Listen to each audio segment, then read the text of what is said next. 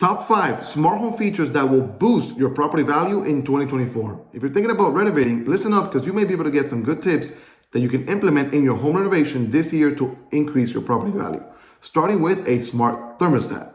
Number 2, a security camera system, whether it's the Ring doorbell or the entire home security camera system.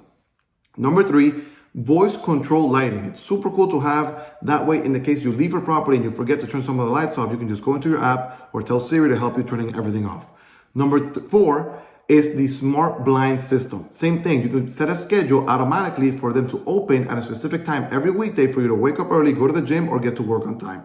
And number 5 is technically not a smart device, but it's very cool to have and it increases your value substantially in your property, which is impact windows with the low E glass technology. The low E glass helps reduce the transfer of temperature, especially if you're living in a hot place like Miami, Arizona, or California. It reduces the hot temperature from the outside not coming into the home, heating your property more and making your AC work harder to cool your home off. So impact windows with low E glass, super cool to have, and it increases your property values substantially. If you have any other questions, don't hesitate to reach out. My name is Bryan Roach. You're real estate agent here in Miami, Florida, and I'll see you next time. Take care.